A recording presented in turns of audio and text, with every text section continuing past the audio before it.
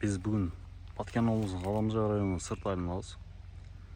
Бұл жерде 15 жылдан ашып қалған гиляс бақ. Основной сорт Вало 3. Сіздер тарапта қоған гиляс дейші мүмкін. Жол болса венгерский гиляс дейші мүмкін. Ол гиляс бақтарға 15 жылдан ашып қалған. 15 жылдан ашқан. Мөмелерін көріп тұрасыздар. Бұл жерде апылитель Вало 2, майский гилястарда основной.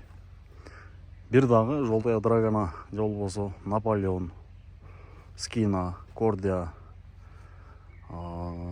шеттен келген сорттардан жоқ. Бұл жерде тиілген көшеттердің көпшілігі шол местный питомниктерден жетіштірілген.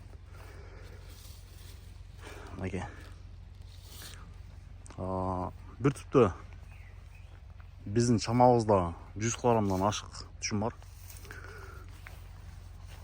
Схема посадка 5-ке 5 тигілген. 5-ке 5 тигілген. Гилястардың түшімділігін өзіңіздер көріп тұрасыздар мынакей.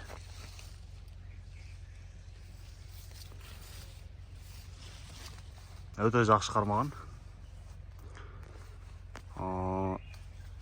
Калибрділі көптері майда емес.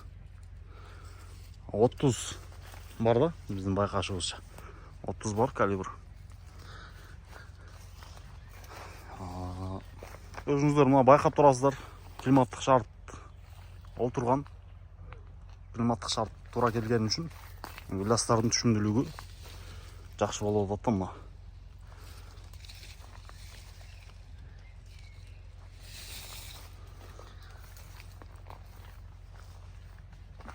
Мен сіздерге ошол бір четінен тартып бара берейін. Калибрлар ділі жақсы. Арасында ошол Вало 2, майский гилястарлы біраз майдада. Қалған Вало 3-тер калибрлары өте сон.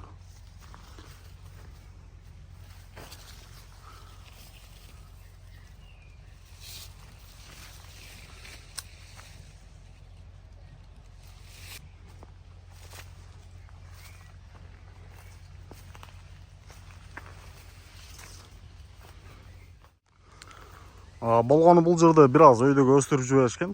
Байқап тұрасыздар ма? Бұтақтары біраз өйдегі өскен. Анан бақтар 5-ке 5 тиілгенге шол өйді тарапқа өстіруге тура келіп қалғанда, егер жанына кетіргенде бақтар бір-біріне тиіп қалмақта. Мынаке түшімділігі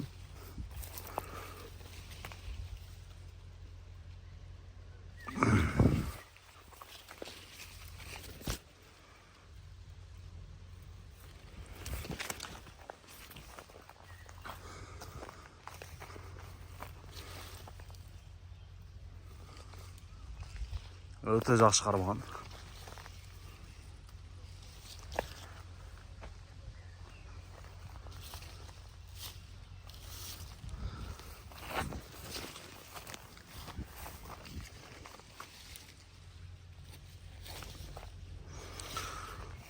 Мен тартқанда біраз қиыншылық болып жатады. Астынан еңіліп өткенге тура келіп жатады.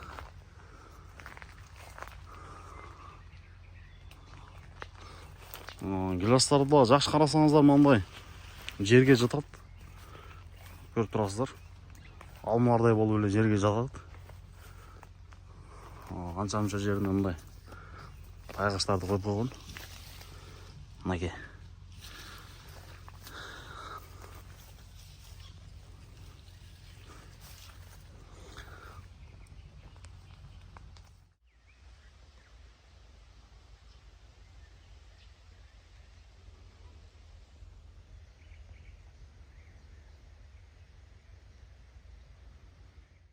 Biz гилястардың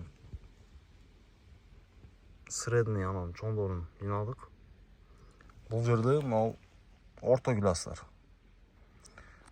Бұл жанагы мен видеоға тартқан бақтағы гилястар. Калибрін аз көрөбүз.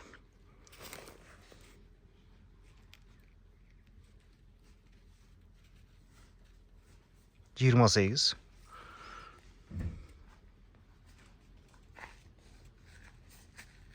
27 жарым, 27.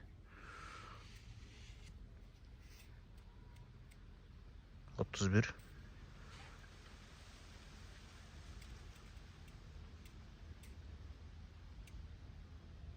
31.